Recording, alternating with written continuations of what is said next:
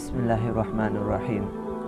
حضرت موسیٰ علیہ السلام کی خدمت میں ایک آدمی رہا کرتا تھا جو بازار میں جا کر یا محلے میں جا کر یا کہیں بھی جاتا تھا تو وہاں کہتا تھا مجھے موسیٰ صفی اللہ نے مجھے ایسا کہا ہے، یا کہتا تھا موسیٰ نجی اللہ نے مجھے ایسا کہا ہے، یا اور ناموں سے پکارتا تھا اور خوب وہاں سے مال جمع کرتا تھا۔ ادھر عوام کو تبلیغ کی صورت میں کہتا تھا کہ مجھے موسیٰ صفی اللہ نے، نجی اللہ نے، کلیم اللہ نے ایسا کہا ہے، لوگوں سے مال جمع کرتا تھا۔ اور کچھ دن کے بعد وہ شخص غائب ہو گیا تو حضرت موسیٰ علیہ السلام نے اس کے بارے میں پتہ کیا کہ وہ کہاں چلا گیا ہے، کہاں غائب ہو گیا ہے۔ لوگوں سے پوچھنا شروع کیا، کسی کو پتہ نہ چلا۔ ایک دن ایک شخص حضرت موسیٰ علیہ السلام کی خدمت میں حاضر ہوا۔ اس کے ہاتھ میں ایک سور تھا، ایک سور۔ اس کے گلے میں ایک کالا پٹا تھا، ایک کالی رسی تھی۔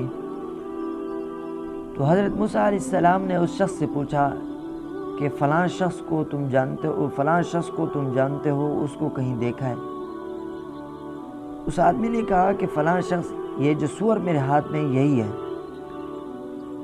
حضرت موسیٰ علیہ السلام نے اللہ تعالیٰ سے دعا کی، یا اللہ اس کو اپنی اصلی حالت میں لوٹا دو، اس کے ساتھ یہ جو معاملہ ہوا ہے میں اسے پتہ کر سکوں کہ یہ معاملہ اس کے ساتھ کس وجہ سے ہوا ہے۔